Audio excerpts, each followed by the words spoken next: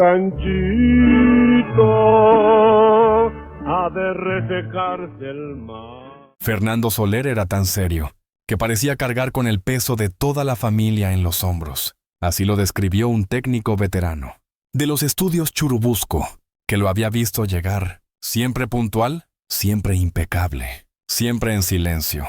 En los pasillos se hablaba de su temple, como se habla de un padre que no tolera errores, pero que, al mismo tiempo, impone respeto con solo una mirada. Fernando no era solo un actor, era el espejo donde se miraba toda la familia Soler, el mayor, el ejemplo, el que no podía flaquear. En pantalla, encarnaba la figura del padre ideal, sabio, justo, bondadoso, fuera de cámaras. Parecía seguir ese papel con la misma rigurosidad, como si la vida no le hubiera permitido ser otra cosa. Durante décadas, nadie se atrevió a preguntar si ese hombre, que lo daba todo por la familia, tenía espacio para sí mismo. ¿Fue Fernando Soler? ¿El hombre más respetado del cine mexicano? ¿O simplemente el más solitario?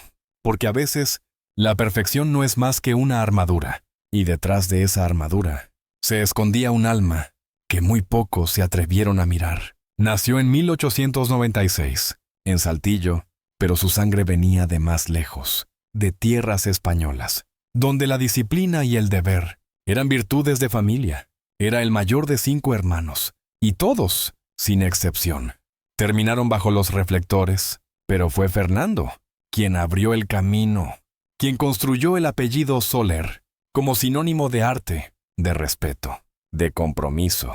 Ser el primero significaba no poder equivocarse. Mientras los demás buscaban su voz, Fernando ya debía ser el ejemplo.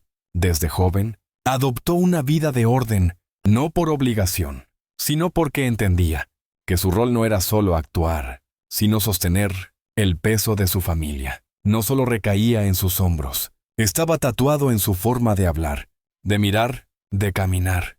Y así, sin escándalos, sin excesos, Fernando se convirtió no en una estrella más, sino en el faro que guiaba a los suyos, en la oscuridad de los escenarios. En los años 40 y 50, el cine mexicano vivía su época dorada, y allí estaba él, con su bigote bien recortado, su voz pausada, y esa presencia que llenaba cada cuadro. Sin esfuerzo, interpretó una y otra vez al padre ideal, al esposo sabio, al patriarca que siempre tenía la razón. Películas como La hija del engaño o Una familia de tantas no solo lo consolidaron, sino que lo elevaron a un estatus simbólico. La gente no lo llamaba Fernando, lo llamaban el Padre de México. Pero ese título tenía un precio. Pocas veces se le ofrecieron papeles distintos. Nunca fue el villano, nunca el hombre roto. Siempre el mismo, sereno, intouchable, unquestionable. Y así, con cada cinta, Fernando dejaba de ser hombre para convertirse en figura, una figura tan perfecta que ya no podía salirse del marco. Porque cuando interpretas el mismo rol durante toda tu vida, un día olvidas cómo se siente ser tú mismo, aunque los Soler se mostraban unidos como una familia de escena. En los camerinos, los rumores caminaban sin hacer ruido. Se decía que Fernando y su hermano Andrés, aunque se respetaban profundamente, no siempre coincidían. Fernando era el mayor, el pilar, el que decidía el tono, el ritmo, la dirección. Andrés, en cambio, tenía el carisma, la cercanía con el público y una espontaneidad que contrastaba con la solemnidad de Fernando. Una frase de un diario antiguo lo resumía todo. Fernando imponía orden, Andrés imponía carisma, ambos brillaban, pero lo hacían desde lugares distintos. Fernando era el arquitecto del nombre Soler, el que defendía el apellido, como un escudo. Y eso, a veces, distanciaba, aunque no lo dijeran. No hubo escándalos, no hubo peleas públicas, solo silencios y miradas que decían más que cualquier diálogo de guión. Fuera del set, Fernando era aún más reservado. Vivía como un soldado sin armas, con rutinas fijas y pocas visitas. No bebía, no fumaba, no salía en revistas, ni en fiestas. Sus compañeros lo admiraban, pero también lo sentían lejano, inalcanzable. Nunca hubo un escándalo, Nunca una declaración imprudente, solo un hombre, con el rostro sereno y el alma sellada. Quienes lo conocieron dicen que rara vez se reía, y cuando lo hacía, parecía pedir permiso sus propios sobrinos. Hablaban de él como si fuera una figura histórica, no un tío de carne y hueso. Era como si Fernando hubiera aceptado ser prisionero de esa imagen perfecta que todos esperaban de él. Y así, día tras día, vivía su papel más difícil, el de ser Fernando Soler. Más de 100 películas. Y sin embargo, su verdadera herencia no está solo en los rollos de celuloide. Fernando dejó algo más que escenas memorables. Dejó una ética, una forma de estar en el arte, que marcó a generaciones enteras. Los directores jóvenes lo veían como referencia, no por su fama, sino por su compostura, por su silencio, por su lealtad a la profesión. Nunca buscó ser protagonista en la vida real. Nunca aprovechó su nombre para imponer su ego. Protegió la imagen de los Soler, como quien cuida una reliquia sagrada. Nunca respondió a provocaciones, ni cayó en tentaciones del espectáculo barato. Solía decir a quienes lo escuchaban con respeto: el artista no solo actúa, debe vivir como si el público siempre lo observara. Esa filosofía, más que su filmografía, es lo que perdura. Un tipo de grandeza que no necesita reflectores, porque brilla desde adentro.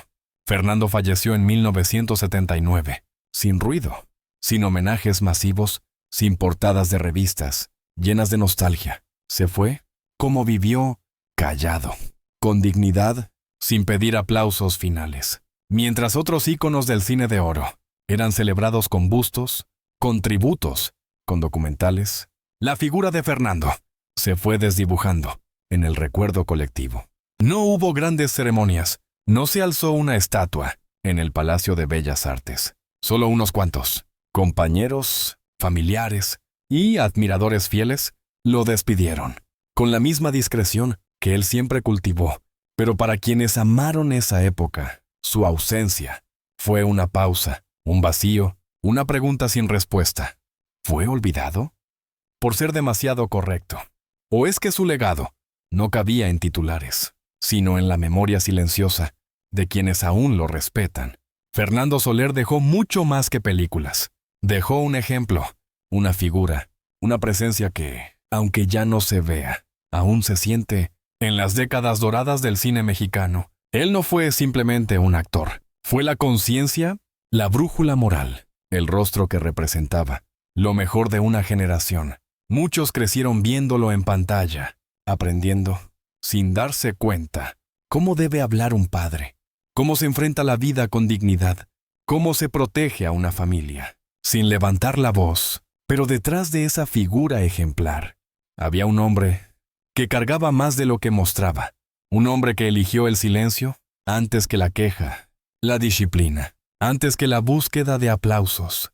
Nunca buscó ser protagonista fuera de cámaras. No necesitaba reflectores. Solo quería que su trabajo hablara por él. Vivió así, y así también se fue, sin despedidas grandiosas, sin homenajes multitudinarios, solo con el recuerdo de aquellos que supieron ver más allá de la pantalla. Quizás, en lo más profundo de su ser, Fernando Soler sabía que la grandeza verdadera no se mide en premios, ni en titulares, sino en el respeto silencioso que uno deja atrás. Y es ese respeto el que aún vive en cada espectador, que al ver una de sus películas, siente que en esa voz serena, en esa mirada firme, había algo más. ¡Qué actuación! Había verdad, había soledad y había un legado que no necesita monumentos para seguir de pie